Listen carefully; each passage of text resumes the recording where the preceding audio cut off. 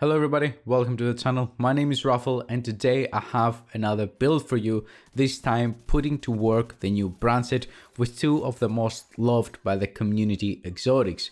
Those of course being the Lady Death and the Memento. Before we get into the actual build part of the video, I want to talk a little bit about the playstyle. If you're interested only in a specific part of the video, I will have timestamps for you in the description to go and see only what you're interested in without having to watch the entire thing. So let's talk about the playstyle of this build. Lady Death requires you to run around all the time so you can gain your stacks and build up extra damage. Memento drops trophies which require you to run around and pick them up. The more trophies you collect, the higher your damage and the higher your survivability. So it's obvious that these two were created for each other because both of them require a lot of running around. Moving on, because we will be running around out of cover for the best part of our fights, we want something to keep us alive. We want a lot of armor regeneration and we want a lot of armor on kill and bonus armor. And of course, armor regeneration and armor kill and bonus armor only means something if you already have a good amount of total armor to begin with. If you have 700k armor, no matter how much bonus armor you get or how much armor on kill you get, at the end of the day, it's not going to be enough because your starting armor is very low. So we need some blue cores in order to make sure that when we get 30% of our armor back on its kill, that 30% actually means something. For those reasons, I decided to go with two Usina Getica and two Belson armory pieces. This is not a build that is supposed to have a bunch of armor and maintain that armor for the entire fight or have a bunch of damage. This is a build that tries to find a balance between the two, and the main goal is to get enough bonus armor and armor on kill each time I kill somebody in order to have enough armor to kill the other guy. That's pretty much how this whole thing works. Kill a guy, it's gonna give you enough armor, enough survivability until you kill the next guy. By the time you kill the next guy, you're most likely gonna need that extra armor we're gonna get.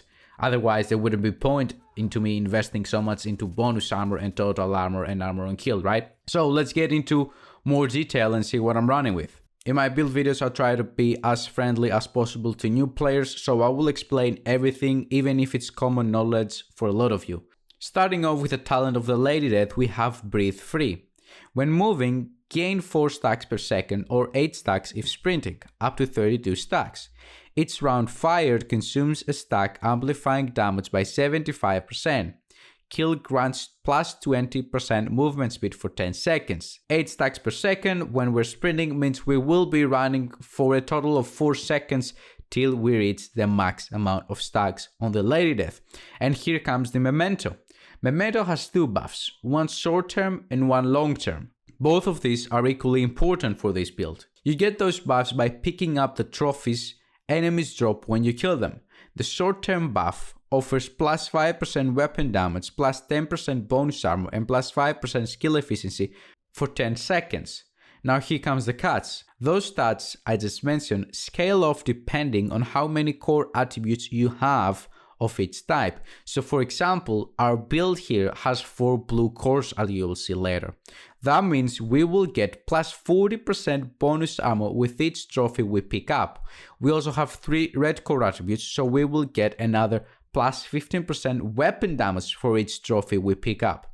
Obviously, 15% weapon damage as well as 40% bonus armor for every trophy we pick up is quite an important buff, so it's worth going after, especially since we will be running around anyways because of the Lady Death. Moving on to the long-term buff of the Memento, for every trophy we pick up, we gain an additional of plus 1% weapon damage, plus 1% skill efficiency, and 0.1% armor regeneration for 300 seconds, or for 5 minutes.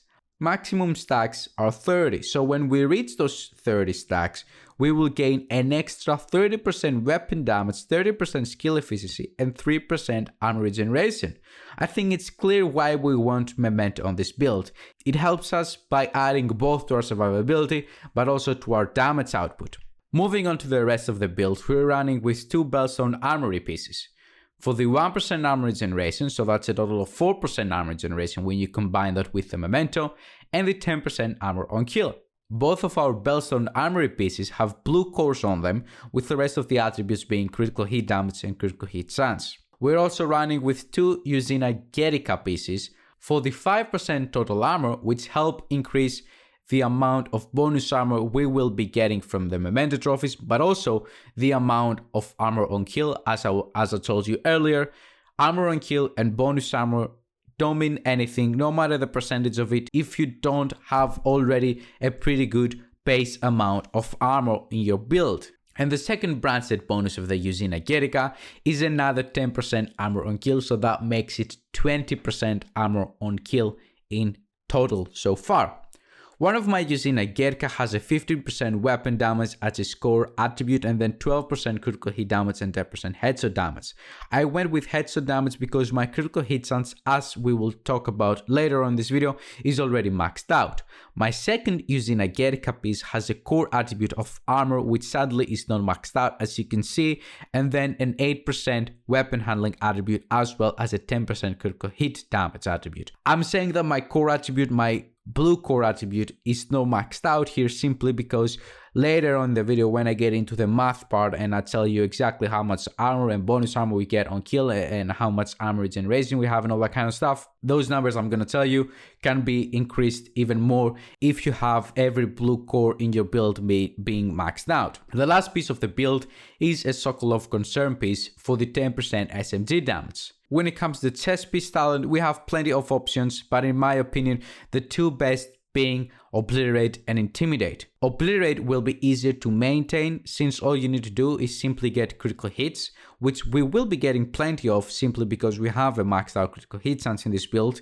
And Intimidate is a little bit hard to maintain simply because it requires you to have bonus armor for 7 seconds to reach all its stacks. The issue obviously with that is that when we get the bonus armor, we will be getting shot at pretty much the entire time since we want to be out of cover as much as possible. So we will not have that bonus armor for too long, so we might not be able to, use Intimidate. You can also use other talents. You can use Unbreakable if you want to get extra survivability. I'm not going to get too much into the chest piece talents because you can go with whatever you like. You can go with Spotter, you can go with Unbreakable, you can go with Obliterate, you can go with Intimidate. You can use whatever you feel like it's going to work best for your build.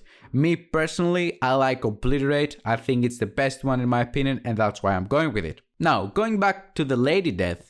My Lady Death has a total of 31% critical hit chance just from its attributes and mods. So when you see that I've reached 57% critical hit chance in total with this build, it was pretty easy to be honest. So it will be easy for you as well if you have a Lady Death. And that's why I've invested all of my mod slots for critical hit damage mods. And that's why I have a couple of attributes being headshot damage and weapon handling. We have a total of 144% critical hit damage, 57% critical hit chance, and 80% headshot damage. Our specialization must be the Gunner. It offers another 10% armor on kill, which means we will be getting 30% of our armor back each time we take a kill. We have a total armor of 1,447,000, which translates to 434,000 armor on kill. Wait though, it gets even better. Don't forget the 40% bonus armor we will get from each trophy. That's 578,000 bonus armor per trophy. If you combine those two, you get close. I think you actually go over 1 million armor per kill if you pick up the trophy, and half of that being bonus armor. So when it comes to the survivability of this build, I think we're pretty safe. Last but not least, do not forget to spend your specialization points on the SMG category so you can gain an extra 15% SMG damage, which will actually help a lot with your damage. So that's it folks, I hope that you found the build helpful. Any suggestions, anything you would do different, any other ideas for builds, please make sure to drop a comment down below. Thank you for all the support you have been showing the last couple of weeks. It's been amazing, insane, I really appreciate it and it really means a lot to me. The day this video goes live, on the 9th of July, I will be having a live stream probably about an hour or two after the video gets posted. We will be playing some Division 2, going out there, trying different builds out, farming, doing casual shit, I guess. Yesterday I tried doing some legendary runs on live stream. It didn't go that well. We end up completing it, but not as solo as I would like it. But it is what it is. I will try to stream 3 or 4 times every week. So if you don't want to miss that out, make sure to turn on your notifications and to subscribe to the channel. Have a wonderful day, everybody. Bye bye.